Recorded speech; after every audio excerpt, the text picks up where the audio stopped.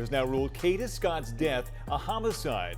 That laid word from police this afternoon, who now say they're recommending murder charges against Keon King, the man already charged in her disappearance.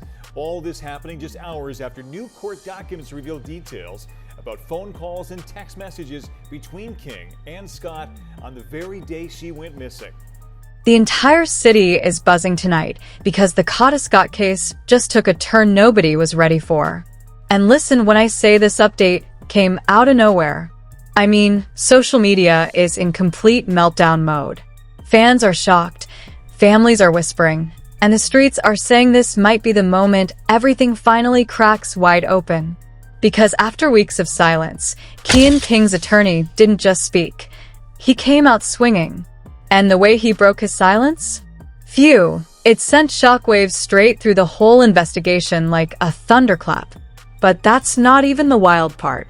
While Keon's attorney was dropping his so-called truth, two women, ended up clashing behind the scenes in a blowout argument that witnesses say looked like something out of a reality TV reunion. Voices were raised, accusations were thrown, and emotions ran so high that even the legal team had to step in to calm things down. People who were in the room say the tension was so thick you could cut it with a knife, and for the first time, the whole case felt less like a legal investigation and more like a powder keg seconds from exploding. And trust me, once you hear why these two women went at each other, your jaw's gonna drop. The room was supposed to be calm.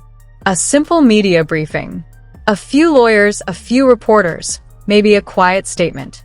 But anyone who's been following the Kada Scott case knows nothing in this story has ever stayed calm. And today, this wasn't just another update. This was a full-blown eruption. From the moment Keon King's attorney stepped into the small conference room, people felt something was off. He wasn't walking like a man trying to give a polite speech. He was walking like someone who'd been pushed into a corner for too long. His shoulders tight, his jaw locked, his eyes sharp like he'd been up all night rehearsing every word. Phones came out. Cameras started recording.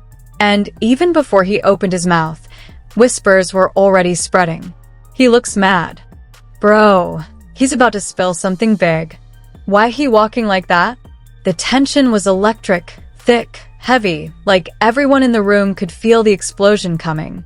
A woman in the back could be heard whispering, "Lord, please don't let this turn into a scene." But of course, that's exactly what it was about to become.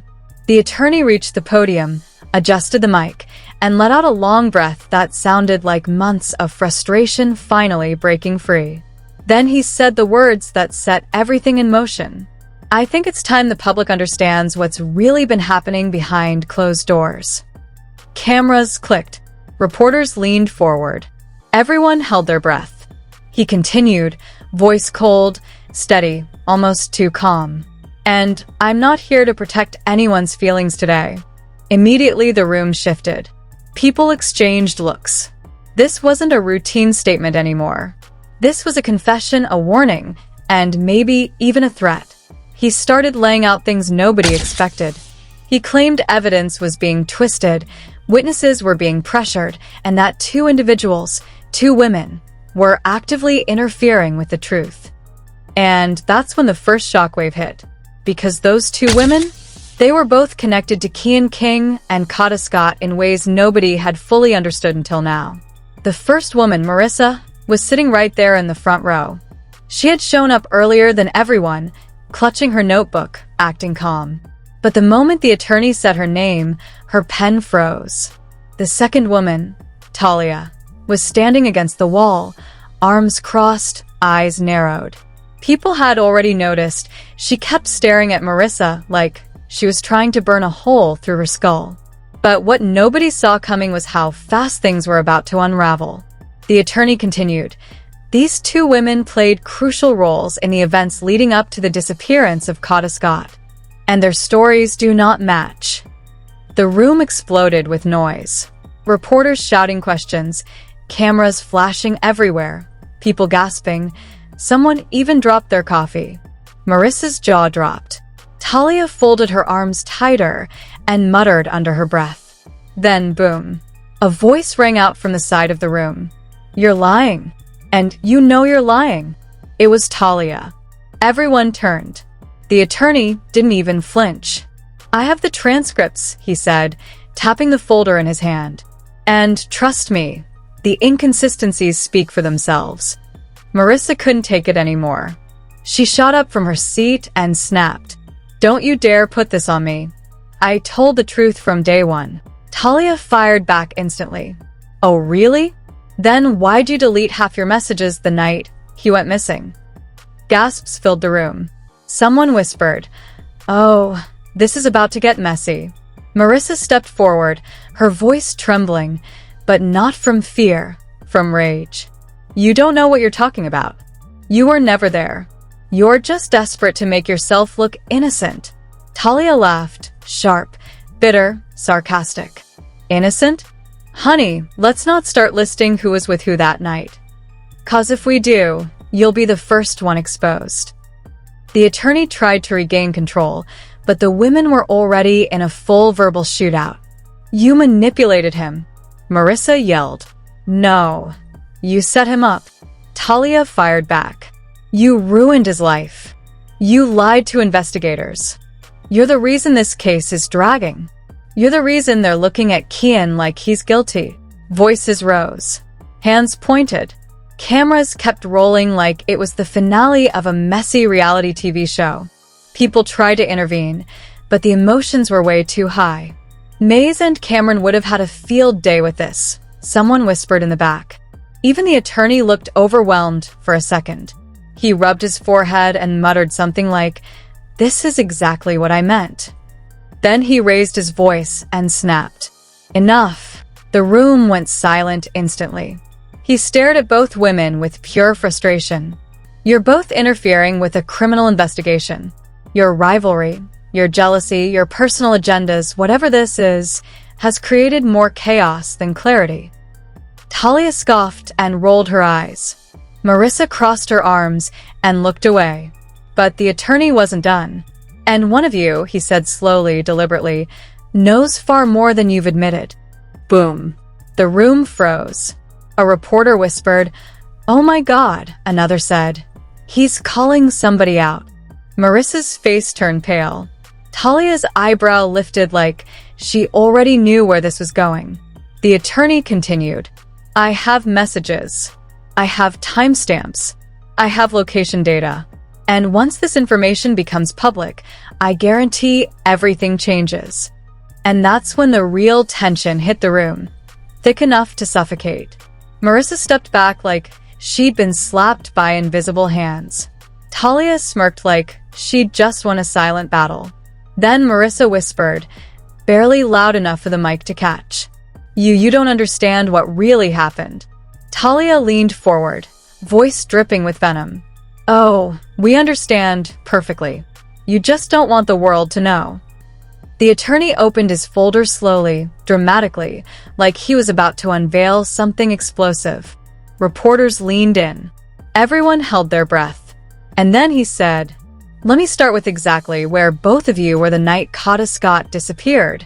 The whole room shifted. Every camera locked in place. Every person tightened their grip on their phone. The tension was so dense you could feel the walls vibrating. "Let me start with exactly where both of you were the night Kada Scott disappeared." The attorney's voice echoed through the room like a gunshot. Everyone leaned forward, eyes wide, breaths held. Talia's smirk faded just a little. Marissa looked like her soul had already left her body. Even the reporters, usually loud, chaotic, hungry for sound bites, were dead silent.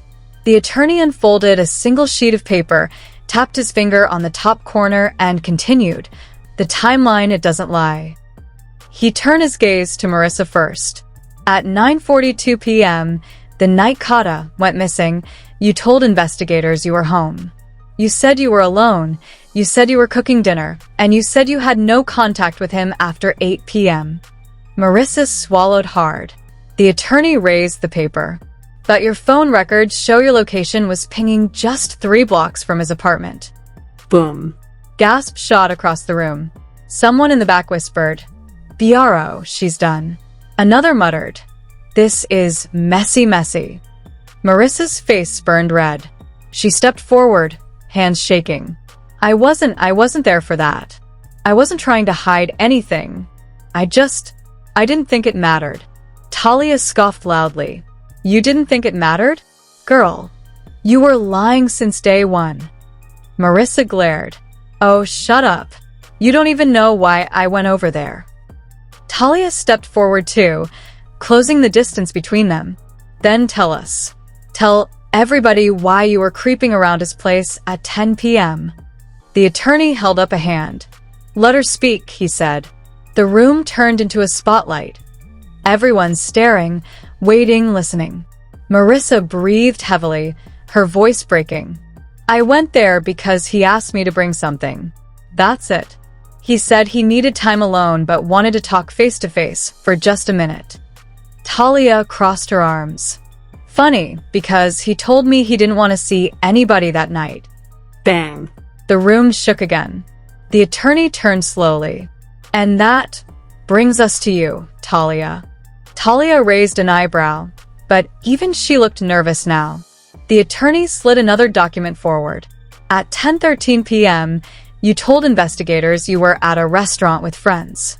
You told them you stayed until 11. Several reporters nodded. They had heard that claim before. But then the attorney delivered the hammer.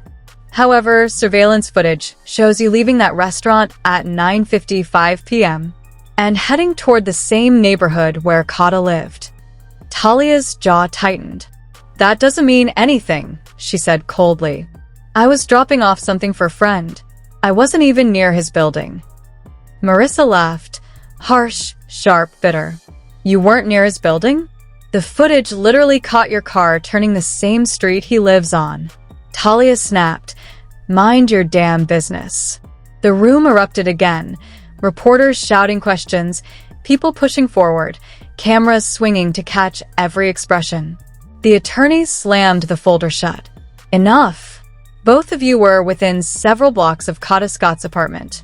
Both of you lied, and both of your stories contradict each other. He let the words hang heavy in the air. A reporter finally shouted. Were they working together? Or against each other? The attorney shook his head. From what I'm seeing, they weren't working together at all. In fact, their stories point to a confrontation that happened that night. Marissa froze. Talia blinked sharply. Everyone in the room gasped at once. The attorney continued. Based on witness statements from a neighbor, there was shouting in the hallway around 10:30 p.m. 2 female voices, 1 male. Marissa stammered, I wasn't yelling. I didn't even go inside.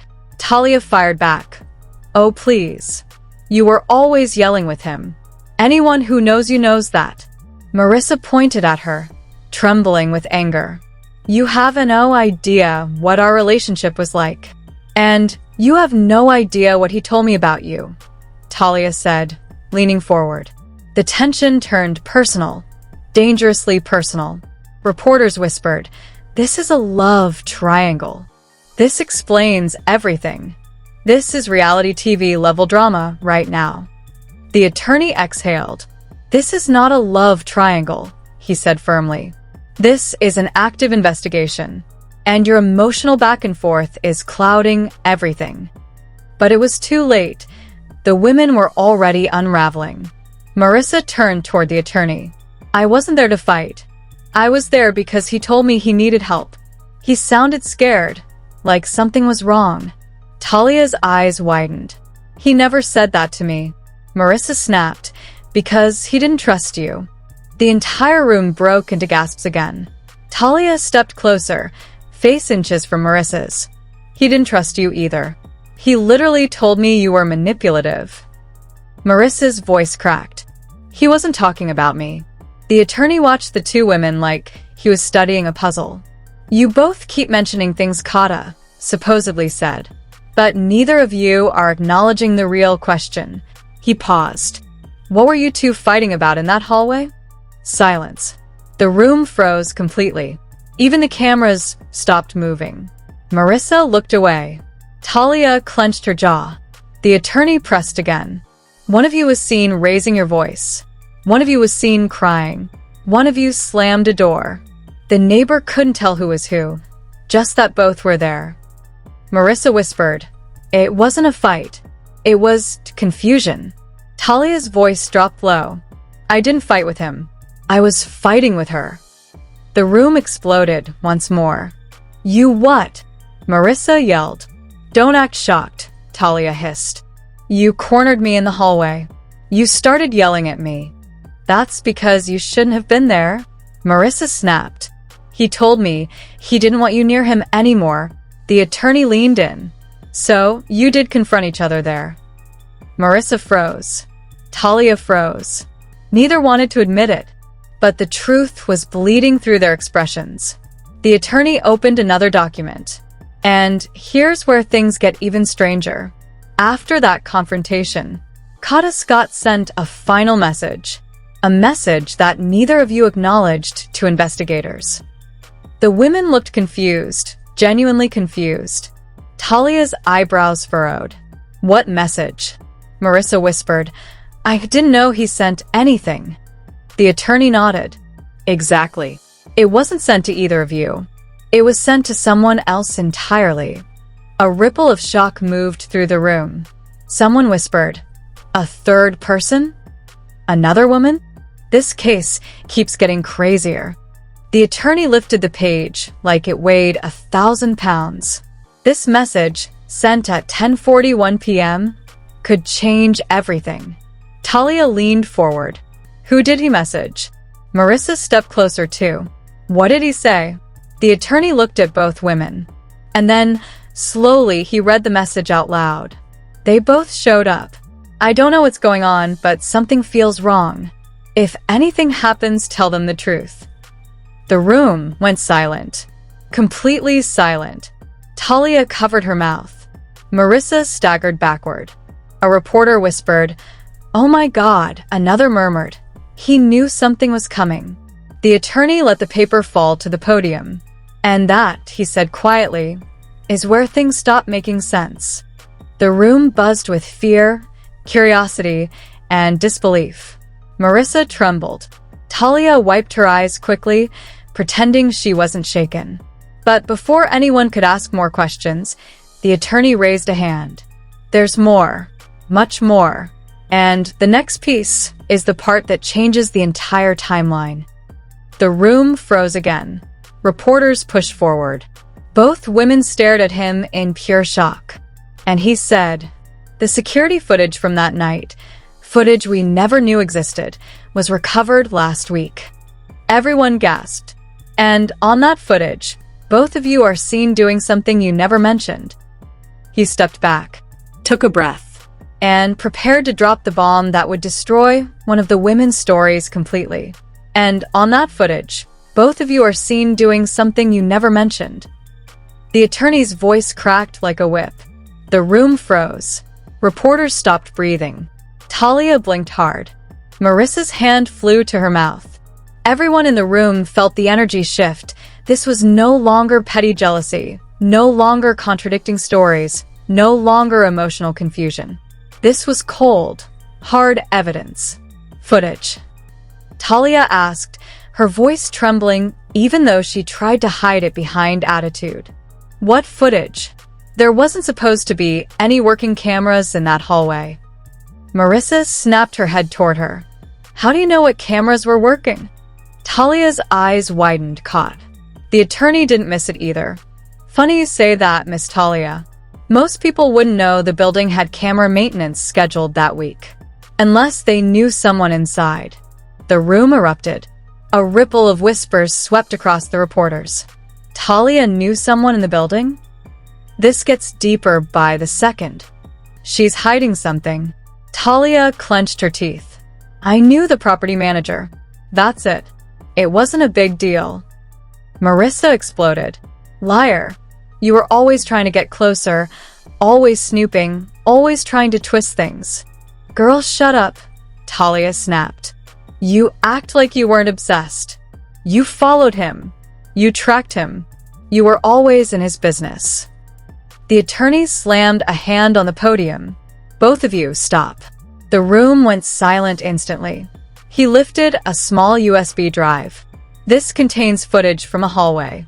Footage that shows the two of you leaving, entering, and more importantly, meeting again at 10:36 p.m. Talia stepped back like she'd been shot. Meeting again?